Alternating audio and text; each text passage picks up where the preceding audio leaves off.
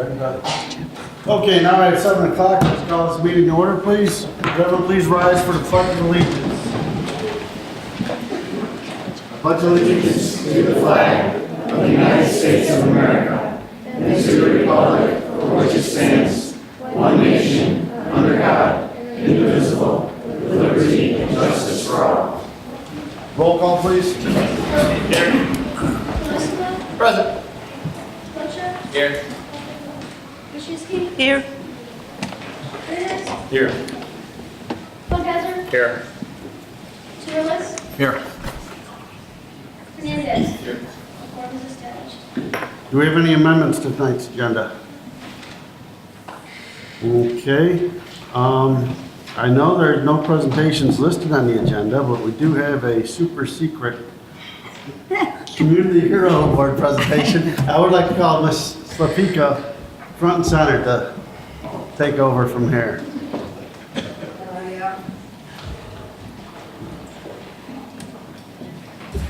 John F. Kennedy once said that one person can make a difference and everyone should try. And he's my favorite president. I share his birthday. I remember when Joel messaged me about the suicide prevention proclamation that he was writing, and he sent me a rough draft and asked me if there were any additions or things that I wanted to change. And the only thing I wanted to add were the words suicide prevention services, just because I wanted people to know that we exist to help. Aside from that, it was perfect. And here, I thought it was just for the city of Yorkville, and unbeknownst to me, it was for 25 different communities in our area. And I think that's a metaphor for Joel Frieders. You have no idea what this man is capable of. Aurora, Batavia, Joliet, Prospect Heights, Burbank, Yorkville, Plano, DeKalb, Maple Park, Sycamore, Rock Island, St. Charles, Naperville, West Chicago, Highland Park, Montgomery, Evanston, Kane County, Burlington, North Aurora, Cook County, Rockford, Morris, Freeport, Rochelle, and the state of Illinois. Additionally, out of the state of Illinois, in Canton, Georgia, and Fort Wayne, Indiana, they also adopted Joel's proclamation. On October 26th, on Friday, it will be read in front of everyone in Springfield for the state of Illinois. Again, Joel made this happen.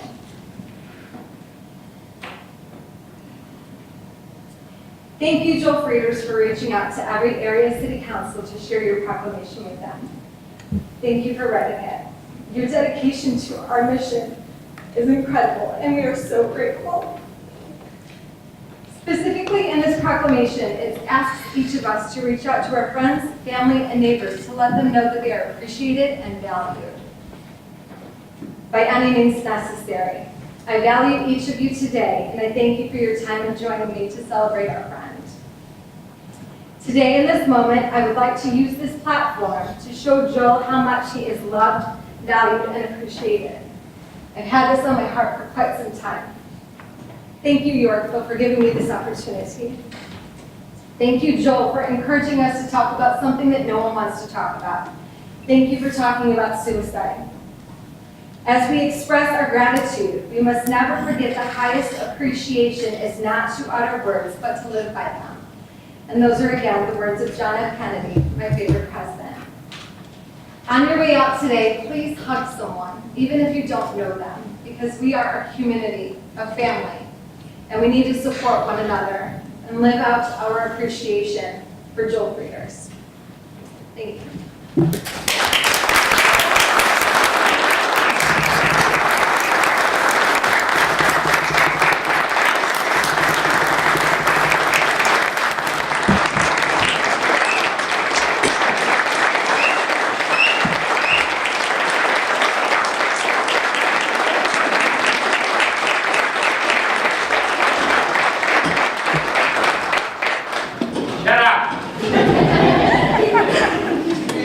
It's your turn to speak now. We also have a beehive boxes decorated for you. Back here it says, talk about suicide and taxpayer. Someone's got to bring it up.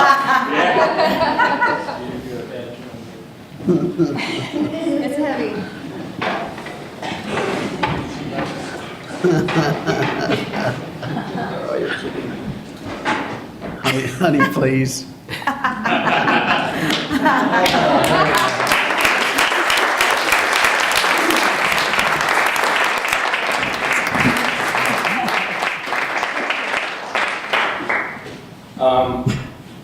I'm going to punch all of you in the eye. People have been treating me weird all day, so this kind of helps that it wasn't my paranoia, which I am prone to bouts of. I don't really know what to say. It's like every time that I start to feel better about everything, you do something like this, or somebody reminds me of a friend that's lost. It's weird because like I grew up with a very close group of friends, and I see a couple of them. My best man's sitting right the hell there. Another one from my wedding sitting right over there. Even though I don't talk to a lot of people, besides my wife, every day, I think I've shown that just because you're hurting doesn't mean you can't do anything. Like I felt like a horse. I hate to quote Father John Misty without Bart being here, but I felt like a horse knee deep in mud. I couldn't really go anywhere. Sometimes you feel inadequate. You're always your worst critic. All of those things kind of remind me that I am powerless to assist in other people's pain. Knowing that, I cry in public. I cry at concerts. Ask him. We watching Roger Waters. The song "Great Gig in the Sky." I never heard it with the third chorus with a male voice, and I lost it. Carlo goes, "You cried during a song?" I said, "Hell yeah, I cried during a song." Sometimes I think that I wear my heart a little bit too much on my sleeve, but right underneath my heart is my middle finger, and I'm not afraid to use it. I'm learning to heal from all this, and I don't think that this necessarily helps, but at least it lets me know that people are listening. I still can't get the alderman from the ward where Mike lived in Chicago to return my phone calls. And I think that hurts me the most. Because if I can attend a Chicago City Council meeting and have him read it to Mike's parents, maybe I wouldn't still hurt. Seriously, I'm going to punch all of you in the eye. Can we finish the meeting? Like, this is a violation of the Open Meetings Act. This wasn't on the agenda. We can break the rules once in a while. I mean, the library does it. Wow. No, thank you for acknowledging me, but thank you more than anything for acknowledging the topic. It sucks to talk about. I think I've talked about suicide more in the last 3 months than my entire life, and I think the hardest thing is talking to people that I don't know. Like the first time I wore the shirt that my wife's wearing, came around the corner at the Hilton and some dude stopped me, like, that freaked me out. Like, I know that I'm here for a reason. I don't know how I'm supposed to handle this crap, but yeah, Jen said it right. Just hug people and quit being jerks to one another. Try to do cool stuff. Stop being afraid of things. Me and my sister talked this morning about, you know what, I'm just not going to be afraid of stuff anymore. She didn't want to go to the airport, so she did it one road at a time, and that's how I'm kind of living my life. And yes, I have a lot of balls that I'm juggling. But my biggest ball and my favorite ball is my wife and my 3 kids. Even though I yell at them to stop being jerks to one another and to brush your frickin' teeth and shower. I can state with 100% certainty that I wouldn't change anything. I wish I could bring my friends back, but that's what we're working on now. So, can we please get on with this?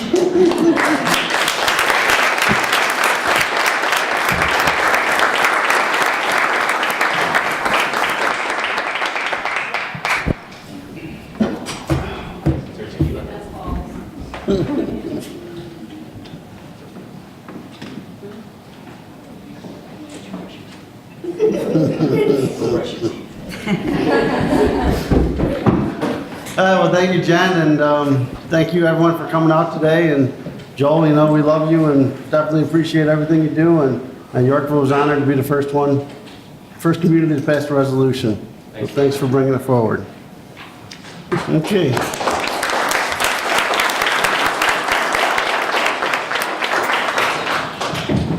And now we will move on to citizen comments. Are there any citizens that would like to comment on any items that are on the agenda this evening?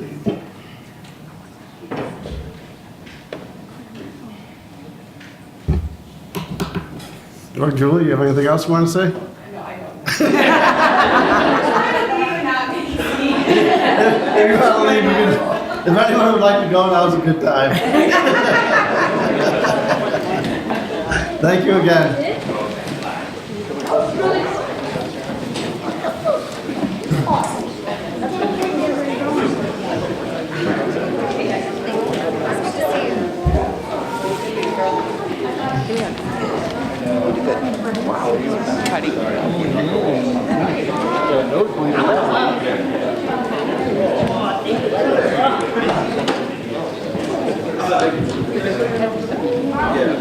Oh, yeah, she certainly does.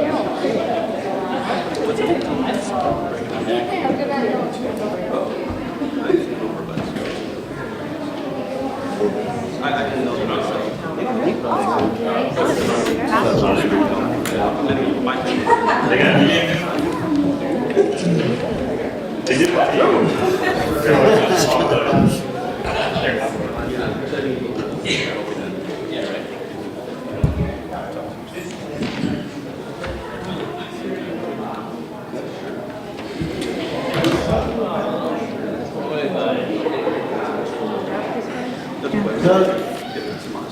Gail, did someone from your group have something to present?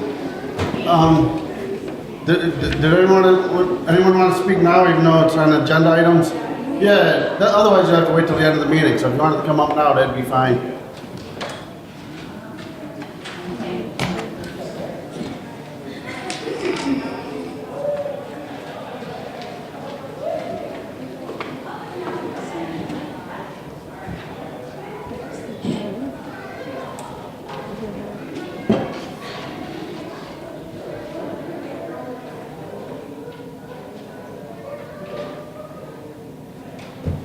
My name is Gail Gaither. I live at 202 Main Street. As some of you may have heard me say last week, for many years I've had the idea that organizing citizens in removing invasives from around Clark and introducing native wildflowers and other native plants would be a great educational and community building project. Now we have an awesome opportunity to turn this treasure of a park into a gem for our community. NCAP's generous offer to give Yorkville a year's worth of expert assistance in restoration of the park is truly a gracious gift from Mark Sutter. We are in the process of forming a not-for-profit Friends of Ron Clark Park to harness the enthusiasm of the many, many people who have volunteered to become long-term stewards of the park. We are taking Mr. Southern's offer and our commitment seriously, and we hope you will too. Thank you. Thank you, Gail. We wish you definitely the best of luck. Hopefully, we can get a group together, and I know the Boy Scout Troop 40 will be there to help if you need us.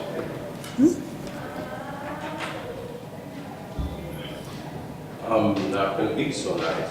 I think this was a travesty that the city attorney and the Economic Development Committee thought that the commercialization of our park, specifically deeded for non-development, was acceptable. That is a travesty. I think y'all need to read that deed and understand it. I don't want to ever come back up here again and talk about some sort of commercial development, some sort of commercial use of this park that is clearly not what it is for. That property over at 305 Bridge can do whatever it can do with its own property. The fact that the Economic Development Committee felt that the park was some sort of commercial enterprise is a travesty, and I don't want to have that happen again. I'd like to ask the city what they can do to clarify any future uses of this park. I'd like to keep that from happening again. I'd also like the stub of Colton Street, south of Main Street, to be incorporated into the park.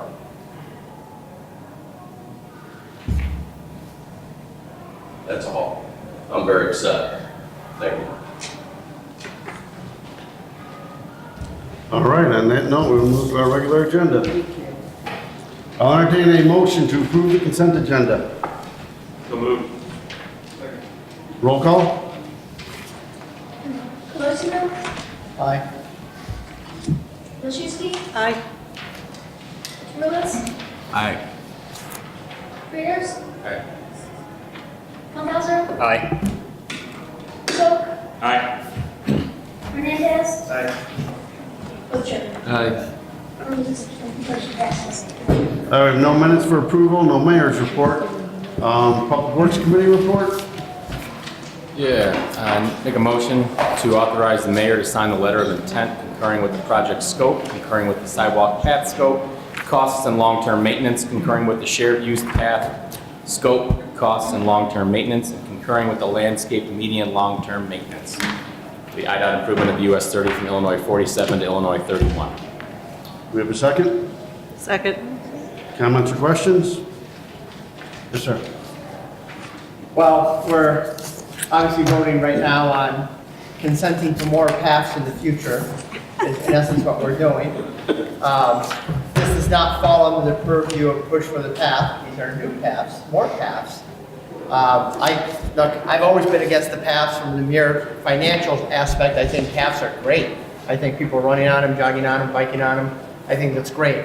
But I'm looking at it purely from a financial standpoint. We know in our 5-year budget all the costs that we have coming up. These are not surprises to us. So when they come up, we shouldn't be shocked. But here we go, and now we're going to commit to put in more paths that we have to pay for. And we have to put, this is just the engineering cost, the $28,000. It's not the, who knows how much we'll have to put in from city coffers to cover our share once the estimates are out. It will be a lot of money. We're talking 6 figures kind of money. So once again, I would ask the council to not always go for what will be fun and what we will like and what we think will be great. I think these things will be great, but the bill will be due. Maybe not with this council, maybe this might not come up for, this bill might not be due for 5 years, 10 years, by the time they get to that and add the paths and get the state funding and all that. But these are the things that we have to be responsible for. So the next council can say, oh, that previous council, they stuck us holding the bill for this one, didn't they? If they approved that ordinance approving the paths on that expansion on 30. So push for the paths did their part. They covered the city's portion, which I'm very happy about. I didn't think you guys were going to do it, so hey, you made me pro, great. I'm glad. To me, it was a win-win because I was either right and I was going to rub it in your face, or I was wrong and the taxpayers don't have to pay anything. So either way, I was going to win. I like those kind of bets. This one, we're going to lose. So I would ask you to vote no. Thank you. Yes, sir. Just a point of clarification, I know Bart's not here, but might have one. I believe the $28,000 does include the local construction cost as well as the engineering, so it's not just engineering. This is our share for our construction of the project. So That's not how I read it. is that? That is correct. It is correct that it is engineering and the construction for our share. That's, okay, that's what I thought I read through the memo and through the agreement. That's a bargain. Can we extend the path? Only it's a little Right. distant. I mean, yeah, for both sides of the road, How can it be so low for the city though? it's our Just the tip. 20%. Just the The tip. little intersection. We only Yeah, have, it's a very small stretch, so it's very short. Will it lead to more stretches in the future? Well, it's 80% of the project is covered by the state, and I believe. Right. but I think what Carl is asking is there more for us? Can the length of Route 30 that's being covered in this project, we only have 10% maybe of the entire project in our jurisdiction. The rest is in Montgomery or elsewhere. So this is all that we're going to have. This will be it. We're not incurring anything else. And it will hook up to Montgomery and Oswego Pass. It will, yes, this will connect. One question I had about the maintenance, and Brad, maybe you could clarify. The island is being planned for just turf. Because if we choose to put in the trees, we incur the full maintenance. So at this point, if we leave it as turf, we do not incur the maintenance on the median? I believe that's correct. That's Okay. the way I read it as well. That's what I want to make sure of, that we're not incurring maintenance out in the middle of nowhere. Okay. Anyone else? Roll call, please. Hernandez. Cook. Butcher. Aye. Rios. Aye. Chirilis. Nay. Paulson. Nay. Funkelsser. Aye. Machuski. Aye. Motion passes. All right, next we have a motion to approve an ordinance amending the water use and service regulations and authorize the mayor and the city clerk to execute. Do we have a second? Second. Comments or questions? Yes, sir. I had a question. As far as, I kind of didn't understand the memo as far as, I don't like the part about obviously that we can still shut off everybody's water in a one unit, in a multi-unit building. But what was, can somebody clarify that end part of the memo where it talked about we can then force the landlord to go to a landlord billing versus, I didn't understand that part. I don't know which part. All right, let's see if I can find it. Sorry. The last sentence is, this would require the landlord to be responsible for the entire building. Right, it said that it would, it was a part of the memo where it said it It would was give him the- 12 months to.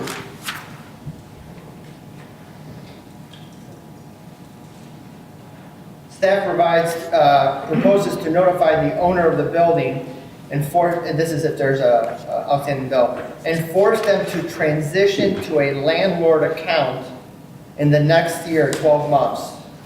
This would allow the landlords adequate time to decide. So is this going to happen automatically to everybody, or when there's delinquent water bills? I guess that's what I didn't understand. It's the bottom of the first page of the memo.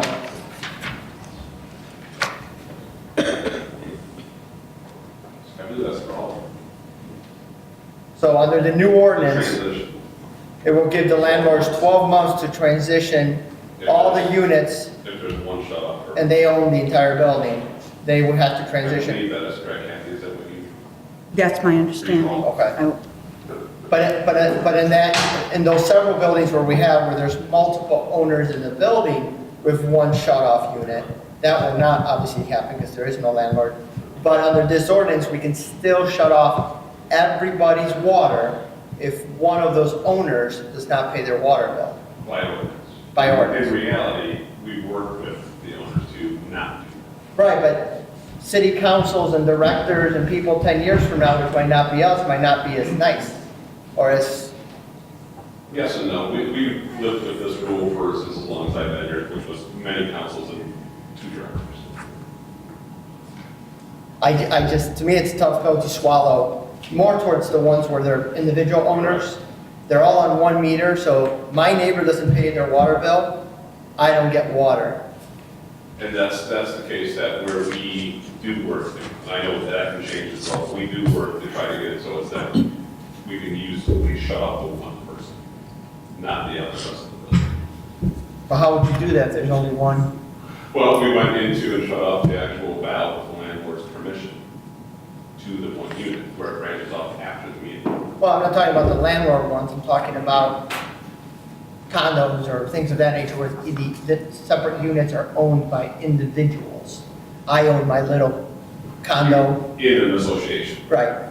That would only happen if the association wasn't paid, which we don't have that many of them that are set up that way. We have 7. Those are usually run by the association. Okay, thank you. Anyone else? Yeah, Mr. Mayor. Yes. We brought this back to committee to discuss it. I knew it was like a 3-hour and 10-minute meeting, so nobody stuck around to talk about it. But I think I'm learning more and more about landlord responsibility, and what you're discussing is kind of located somewhere around the middle of the Landlord Bill of Rights.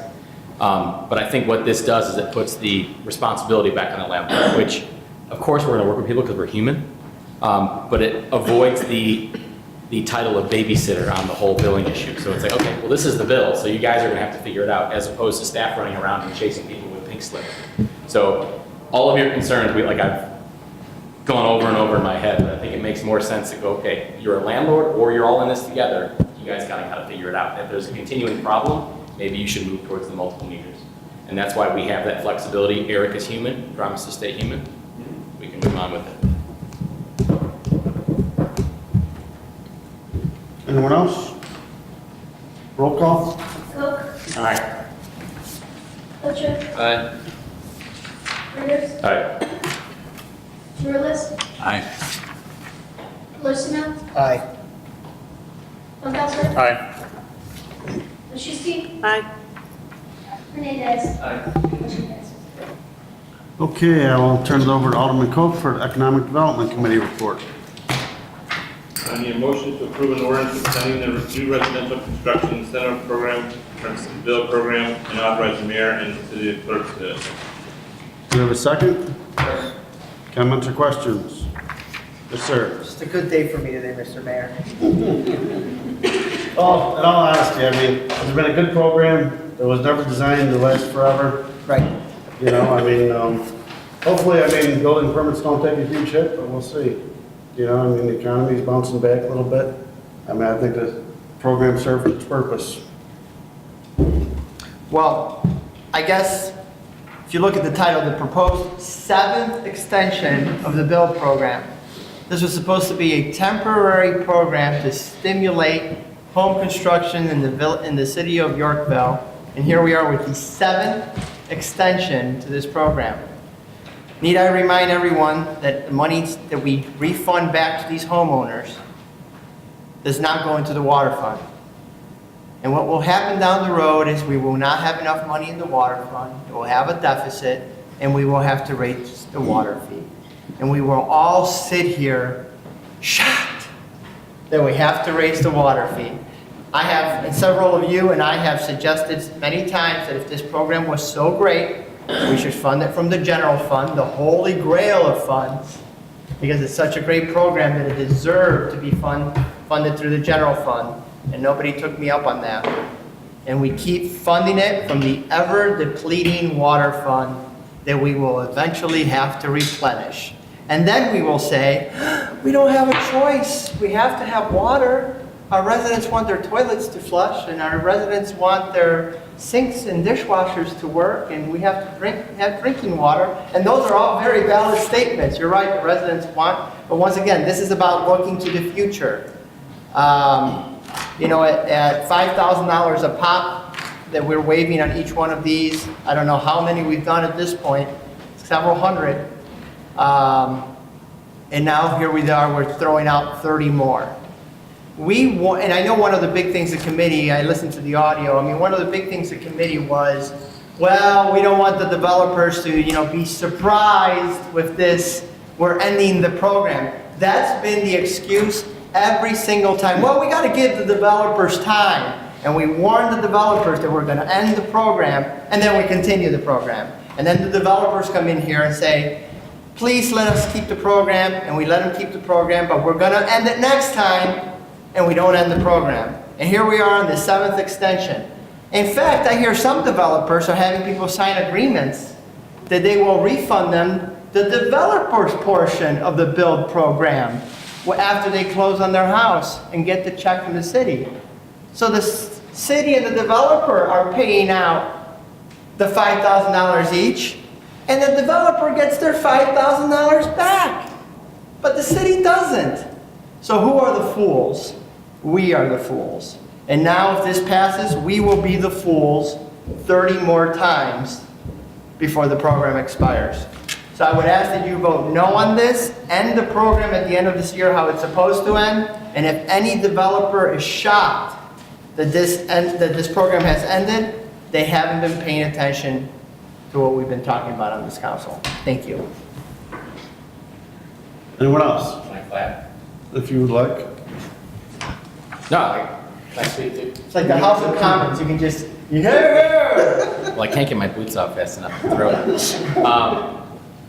I was on the build train for a while there, and then after repeated sleepovers with Carlo in Springfield, talking about how you can keep kicking a can down the road, how you're stealing from your new residents to pay for even more new residents, and me coming from Whispering Meadows, I don't have any roads, so I see any leakage of funds and I kind of go, my roads!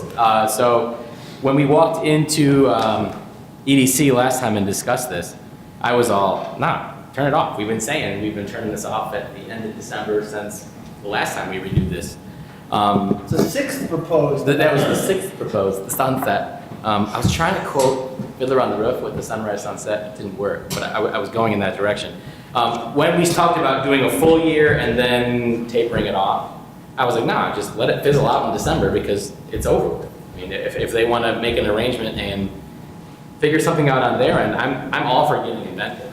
But I think the program has done its job. And during the meeting, I'm okay, 30 is better than a year and then, wasn't it a year and then 60 or something like that? 160. Yeah, And like- you said 30 down. Nah, you gotta rip the Band-Aid off. So in my opinion, like, I talked to Carlo and we were yelling at each other in caps back and forth. Like, I'm all about compromise, but at the same time, I'm super selfish because I have one job in this chair and that's the roads in my neighborhood.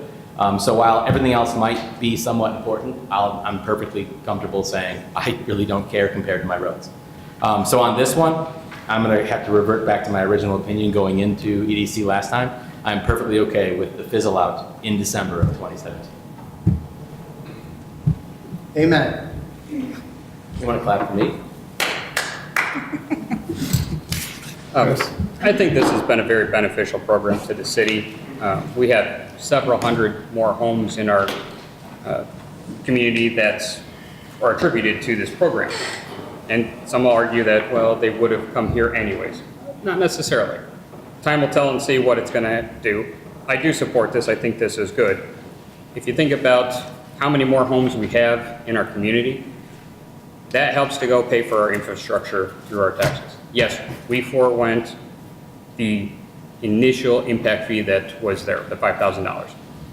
We made a conscious policy decision not to recover those funds for those permits. However, what we're getting is a long-term commitment of residents building houses and living in the city, paying taxes and paying their utility bills, which help offset a smaller number of homes paying the same amount of infrastructure fees. I mean, you think about that, we were all paying the same amount. Now we can spread it out a little bit more. It's like our general taxes. The more people you have in the community, the easier it is to spread that cost of the ongoing maintenance and those utility costs out. Yes, we had to make a sacrifice of a few $1,000s on the water and the sewer individually, but in the overall big picture, this has done its job. It's brought in new residents, it's helped us to grow our revenues, and it's also helped us to grow our tax base. Overall, it's been successful. I would like to see this go through, even though it's less than what I think would be, desirable for me. I really think that 30 permits, I hope that we can pass this and actually continue this for this year, at least with the third, which is a far cry from what we had the year prior, because I think we issued 106 in the prior year. So I encourage you to support the build program for this year. Yes, ma'am.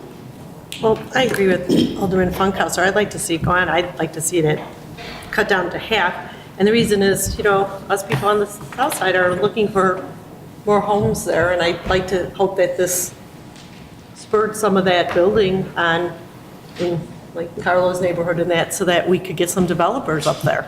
We need to get that side built out. So I was kind of surprised we went down so low. I could see cutting it in half. So I'm supporting it. Yeah, one of the things we didn't even mention was the increase in revenue from the special census.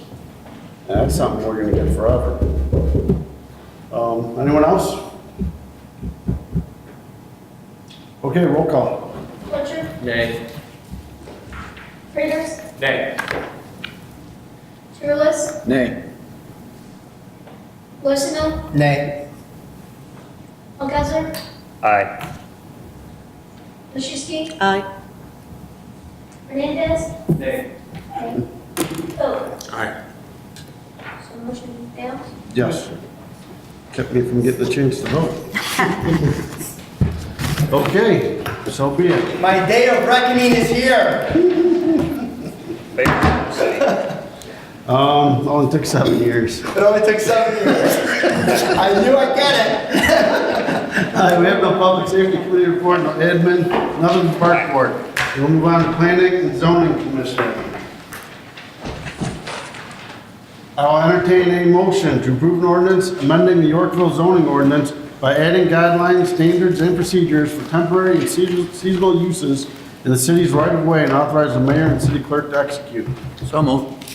Second. Comments, questions? Yes, sir. During the meeting where it came to EDC, I had made a couple recommendations just based on my own personal experiences and I don't like the word parklets, but the parklets. And I know that the majority of them had not only outdoor speakers, but they moved them in and moved them out, depending on what the weather was like. And I know that we don't want to give people 12 months to do whatever the heck they want, but I would like to add in there if we can have, sure, it's not allowed to be parked there for 12 months.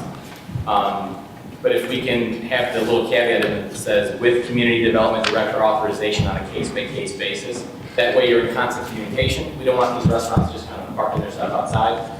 But I do understand now that we don't have actual cold winters, we might be outside in shorts in the middle of November. And if you remember the last 2 years, February we had both negative numbers and positive 60 numbers. And I know that once I hit over 55 degrees, I pull out the shorts. So I'm all for giving those people that have invested in their own businesses the opportunity to have a party everywhere on their park lot. And then in addition, once I make the full amendment, I'd like to include both. I would like to include the permission on a case-by-case basis to allow a loudspeaker outside, not for something like that would go against the noise ordinance, but just to allow these people that are putting on parklet areas to kind of have some, mingle music, whatever they want to do. Of course, following all the noise ordinances.